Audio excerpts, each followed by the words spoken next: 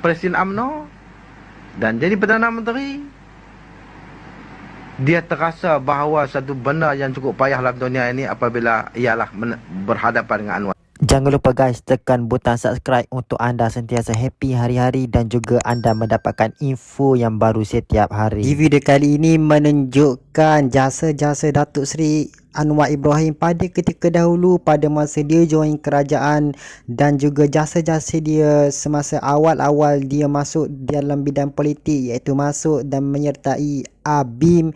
Memang sangat banyak jasa beliau pada ketika dahulu dan sekarang ini ramai yang baru tahu jasa-jasa beliau.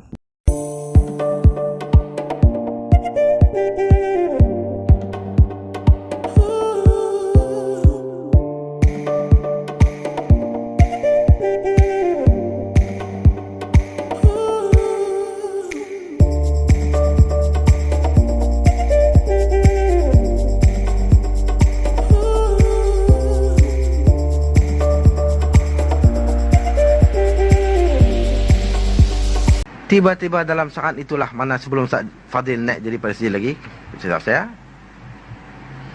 tiba-tiba Anwar Ibrahim dia kona. Kona itu bukan pasal apa, ada sesaji, ada 2, 3, 4 perkara. Satu dari pihak dia, satu pihak Mahathir sendiri. Apabila Mahathir naik jadi presiden UMNO dan jadi Perdana Menteri, dia terasa bahawa satu benda yang cukup payah dalam dunia ini apabila ialah berhadapan dengan Anwar Ibrahim. Anwar Ibrahim berada di dalam satu pos yang disebut posisi yang bertentangan. Posisi yang bertentangan. Dan dia jadi susah kerana dia ada pengalaman cukup banyak dengan Anwar ni. Anwar ni wibawa dia cukup tinggi. Masa Mahathir nak kena tangkap oleh Tunku Abdul Rahman ni, maka yang menyelamatkan Mahathir ialah Anwar Ibrahim. Sedangkan dia masih jadi siswa di Universiti Melaya pada ketika itu. Masa dia jadi penuntut lagi dah, dia mempunyai wibawa yang cukup tinggi. Dia berjaya menyelamatkan Mahathir. Dan Mahathir terhutang budi banyak kepada Anwar ini. Dan dia selalu terima nasihat, walaupun dia ni anak muda, tapi Anwar boleh nasihat dia. Anwar pernah komplain dia pasal minum arak. Apabila lama dah jumpa, kata kita berhubung dekat ni, kalau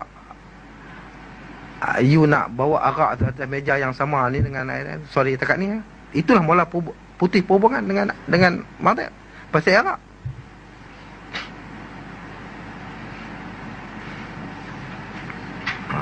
Jadi dia cukup kena wibawa Anwar ni.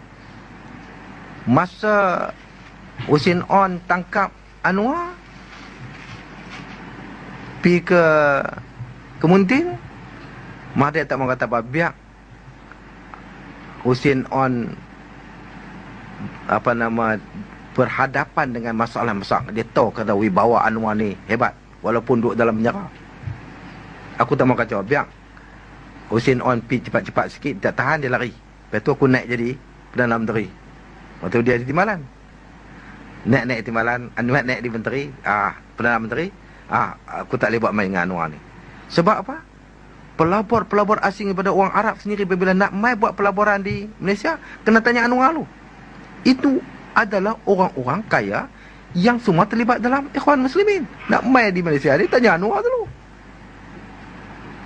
Jadi dia tahu hal ini. Jadi kalau gitu tak boleh. Anwar kena ada. Lepas itulah dia kecek Anwar, pujuk Anwar berada dalam UMNO. Walaupun Anwar kata tak apalah, aku duduk labim pun aku boleh tolong kan. Tak mau. Nanti orang UMNO kata apa? Hang duduk dalam UMNO dulu.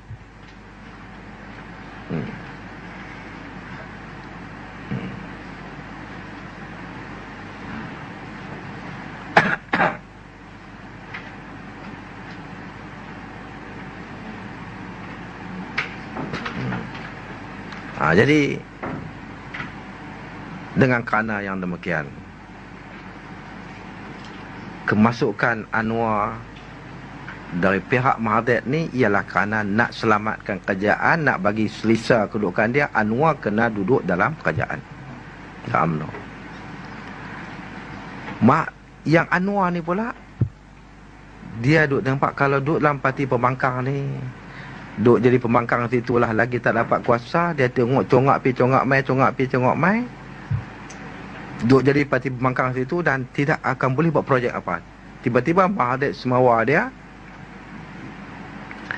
hamai buat apa yang nak buat, yang Islamik ke, yang apa ke. Aku jadi Perdana Menteri sekarang ni, hang buat apa hang nak buat. Orang takkan boleh canggah aku, hang buat. Jadi masing-masing ada congak, ada kira-kira masing. Anwar pun dia dah congak. Kalau aku masuk pi, aku dijanjikan boleh buat ni, buat ni, dan tengok dia pasal dia boleh buat. Perubahan yang besar yang dia duk tuju ialah pendidikan. Pendidikan ni adalah di bawah kuasa UNESCO. Dia pengaruh semua satu dunia ni. Sampai ke Mesir, mana ada pendidikan Islam kecuali di Azhar tu lah. Tapi pendidikan negara adalah sekolah semua. Semua sekolah. Semua yang kaitan dengan pendidikan tu ada dalam UNESCO. Di bawah PBB yang dirancang oleh Yahudi. Itu yang kata pendidikan sekolah terus berlaku. Jadi dia nak asal boleh. Sampai kita apabila dia buat keputusan nak masuk ke UMNO, lagi hebatlah punya tentang kebibitan. Sampai dia sebatang kara, tak ada siapa sokong dah. Hatta kemudian makna pun tak ada. Ana saja kebetulan tak ada. Uzur lah tak ada tu. Lepas dengar tu, takkan ambil jumpa dia terus. Bertengkar hangit juga lah. Apa ni entah ni apa semua gitu gini ni. Dia mata kawan jenis boleh bercakap dia pun. Dan boleh jawab. Macam-macam dia kata, kadang-kadang faham tak faham jawab pun. Kita lah. Tapi dah naik emosi tu tinggi, jadi marah kat dia apa gitu gini. Sampai jumpa. Akhirnya dia bagi tempoh pada kawan. Bagilah masa 6 bulan kat aku. Kalau dalam masa 6 bulan aku tak boleh buat, aku balik mai. Balik nak masuk apa? Masuk Abim balik ya dah.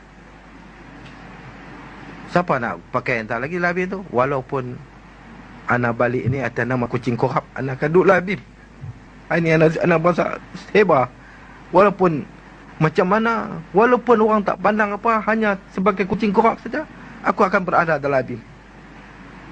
Ni mana dia menunjukkan rasa kecintaan, harapan tak ada tempat lain nak balik. Abim lah rumah dia. Lepas tu bila dia jadi apa pun, Abim lah. Ni akhirnya apabila dia duduk di sana 6 bulan nak nampak apa. Tapi dia, bagi dia tu dia dah nampak peluang. Akhirnya terjadilah apa nama Islam, Bank Islam, Hanu Islam, dan yang paling berpengaruh ni dalam nak membina negara ni ialah pendidikan negara ni. Dia berjaya menampilkan falsafah pendidikan Islam dengan nama falsafah pendidikan negara. Kalau saudara-saudara tengok teliti elok-elok, betul-betul macam hak yang Abim buat, tapi tak nama Islamnya, nama negara semua. Ubah sikit. Insan kamil, insan soleh, apa semua gitu gini, apa semua. Ini dah cukup betul-betul hak yang kita buat, yang kita kemukakan pada Mahathir masa jadi Menteri Pelajaran, yang dia tak mau buat tu. Dia nak buat apa, dia pun tak faham tu. Jadi benda tu berlaku masa dia jadi Menteri Pendidikan. Dan saya rasa mulai senang. Dan kita pun bersedia untuk turun di mana-mana saja atas jemputan nak bagi penerangan apa dia falsafah pendidikan negara. Jadi orang derang boleh tolong Kementerian Pendidikan untuk bersyarah kata-kata menjelaskan apa dia falsafah pendidikan negara pada ketika itu. Artinya hak kita. Hak tu ada kat kita. Kita boleh lah. Orang lain tak kerti. Semua pengelola ni, minta maaf lah pengetua kita ni. Termasuklah pengetua-pengetua yang sekolah menengah pun, dia baru tengah. Tapi pengetua hak dalam Abim ni tak tengah lah. Dia tahu lah. Dia ada yang dalam usulah kita apa. Tapi yang lain tu, dia pun macam dengar satu benda baru. Satu benda baru. Falsafah negara tu. Benda yang tak ada selama ini. Masalah nak bina insan soleh, nak membangunkan potensi kemanusiaan yang empat tadi ni, mana ada tempat lain. Inilah baru diperkenalkan oleh Kementerian Pendidikan kita, dengan dibantu oleh beberapa orang abim yang duduk dalam kementerian. Ini satu kejayaan yang cukup besar. Hari ini sampai orang tak tahu nak beza yang mana sekolah Arab, yang mana sekolah kebangsaan. Nak macam. Zaman dulu kita tahu hak skirt tu sekolah kebangsaan. Hak kelumbung sikit tu pun tak penuh dulu ni. Sekolah Arab lah. Tanda kata Arab tu ialah kelumbung sikit. Tak banyak. Bukan tutup Arab pun. Tapi bila mai zaman ni semua tutup Arab. Ini kejayaan yang orang tak boleh pertikaikan. Sebab itulah rakyat semua ni yang terasa tempiasan daripada program Anwar ni, dia terhutang budi kepada Anwar. Untuk tak kata api ya. Jadi berbaliklah kepada persoalan kita. Daripada senario ini kita tengok. Kalau dah PBB satu tu adalah perajanan Yahudi, yang lain tak payah fikirlah UNESCO yang menangani soal pendidikan di negara kita. Kita punya pulun nak bagi di Islam, tak jadi. Belajar macam-macam dalam kitab fiqh ni, hak ni Islam, perniagaan Islam ni tak ada langsung. Dan segi realiti hidup ni kita nak buat cara Islam tak ada, tak boleh. Riba penuh kelimbingan, tapi kata riba haram. Pemerintahan Islam. Saya cakap mengaji sekolah Arab, mengaji sekolah agama, peringkat atas lagi. Macam mana perundangan Islam? Tak ada dalam realiti. Dia hidup. Semua bercanggah. Mai tang pakaian pun sopa tu lah. Cakaplah hak ini haram, hak ini haram, hak ini haram. Keluar-keluar lah dengan bibi tok guru sekali. Itu realiti kita dulu. Dulu. Sebelum Habib mana? Ini cerita ni. Karena itulah usaha Hasan al-Banna rahimahullah, Syed Hasan al-Banna rahimahullah yang begitu hebat, yang hampir-hampir nak jadi dah, telah dikecundangkan oleh pelbagai gerakan Yahudi. Satu-satunya tentera Islam yang berjaya sampai ke Tel Aviv, yang hampir akan menghancurkan kekuatan Yahudi itu, ialah orang-orang Ikhwan Muslimin. Tiba-tiba dia goncang di Mesir, dibunuhnya Hasan al-Banna, dibunuhnya orang di mana, akhirnya tentera tu kena patah balik. Dia tahu bahawa gerakan Ikhwan Muslimin lah satu-satunya yang, dan kerana itu penangkapan berlaku dari satu masa. Semua orang Ikhwan ditangkap. Orang yang paling banyak menangkap Ikhwan Muslimin ni ialah Jamal Abdel Nasser. Itu dia. Nak tahu tak Yahudi tak Yahudi tu. Ulama-ulama dikurung sampai berpuluh tahun. Kalau 19 tahun tu biasa. Jadi dengan kerana itu banyak orang Ikhwan Muslimin lari keluar. Yang dah lari keluar, yang duduk dalam penjara, yang duduk pasal, maka lari keluar itulah terjadi pelbagai gerakan Islam yang tak akan reda, tak akan hilang, tapi dia berkembang di seluruh dunia. Sampai di Eropah, sampai di Amerika, sampai di Geneva, sampai di Perancis, sampai di Jerman, sampai rata orang Ikhwan Muslimin ni, dengan kerana berlaku penangkapan besar, mereka lari, yang dah lari, yang mati pun terus mati sebagai syahid. Akhirnya di saat inilah berlaku satu kebangkitan Islam di seluruh dunia. Dengan pengalaman di tempat-tempat lain juga tidak boleh ditolak, seperti mana Jamaat Islami di Pakistan,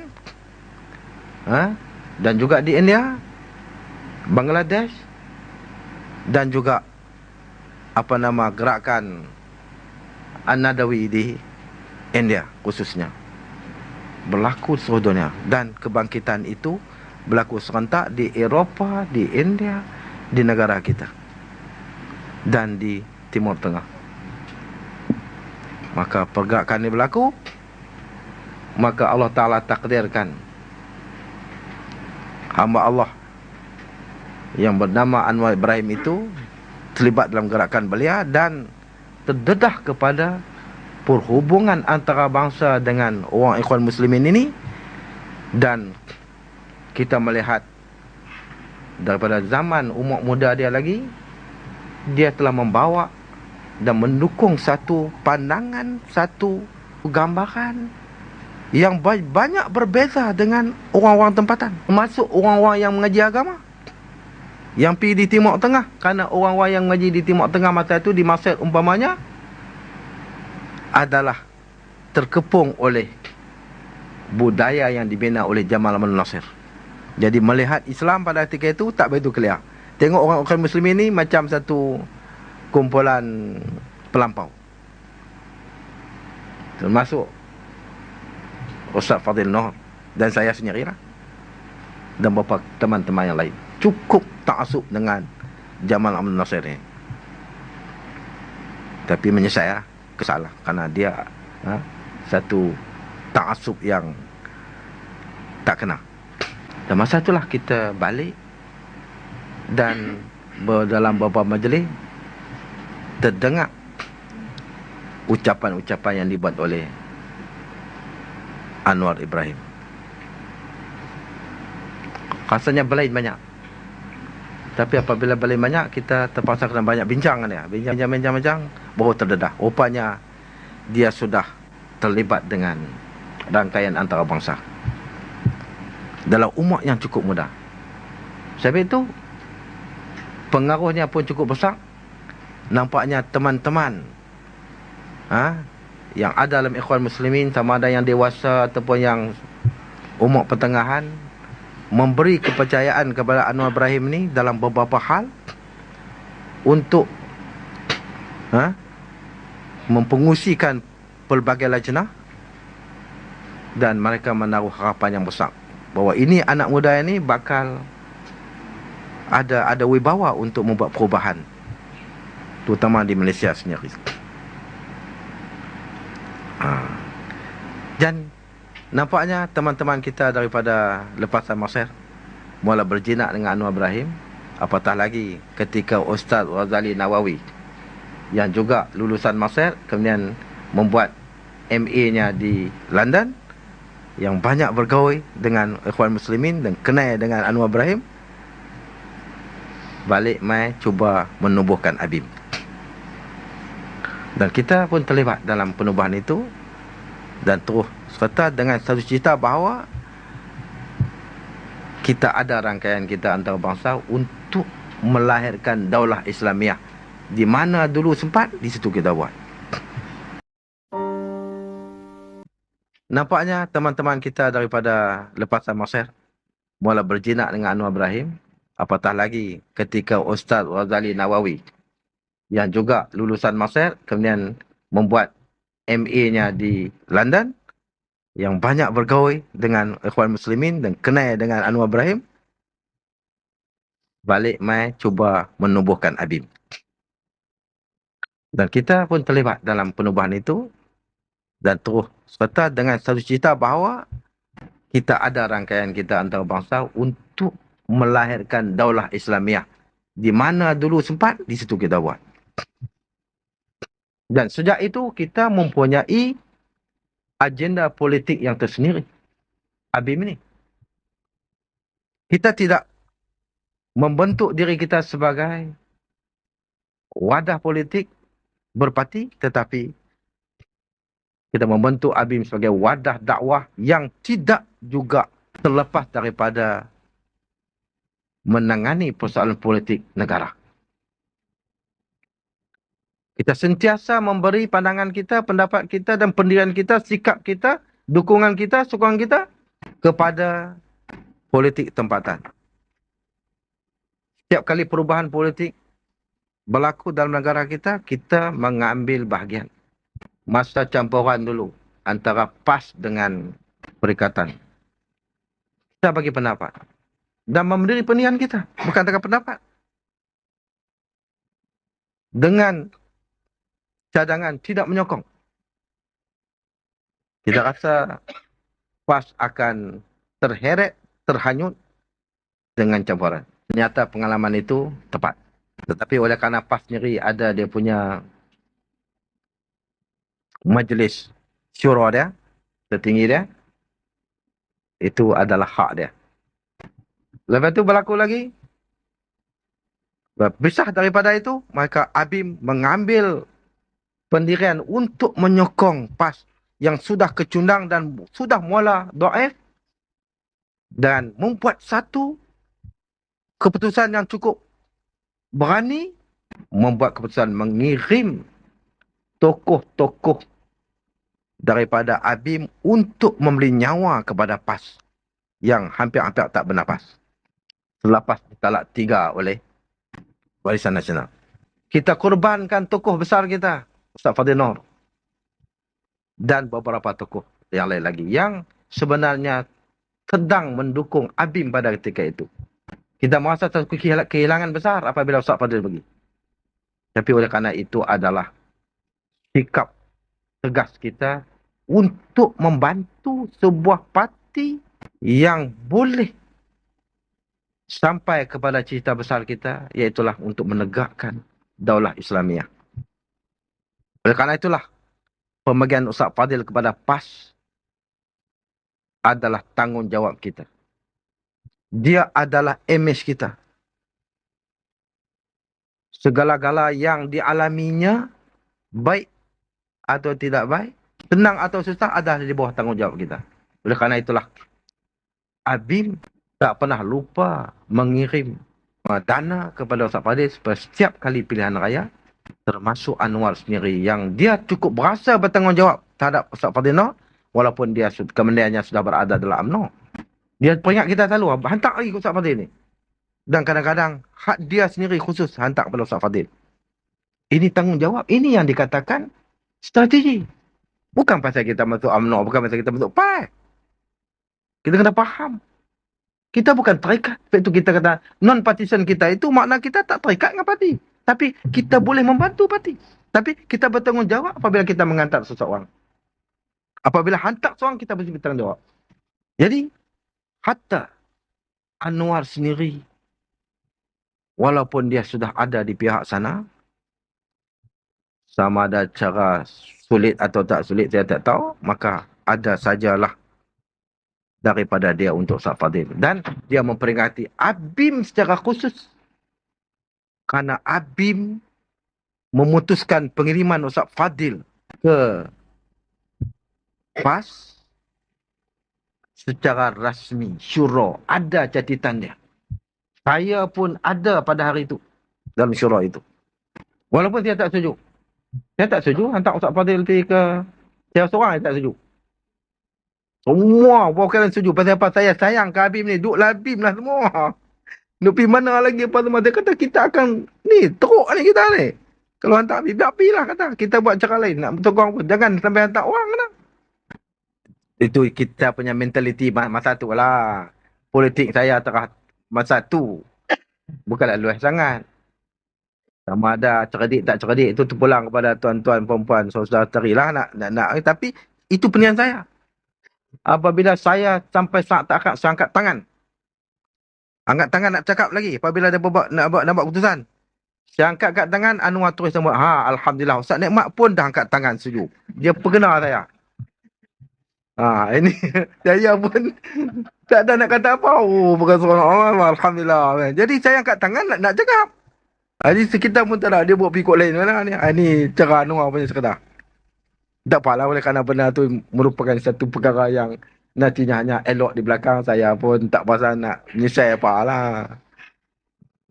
Ini saya sayang ke ABIM, cukup sayang pada ABIM pada masa tu. Jadi ini dia punya senario dah. Ini dah diatur bahawa kita mesti bantu PAS yang asri dalam keadaan yang sudah lemah pada ketika itu.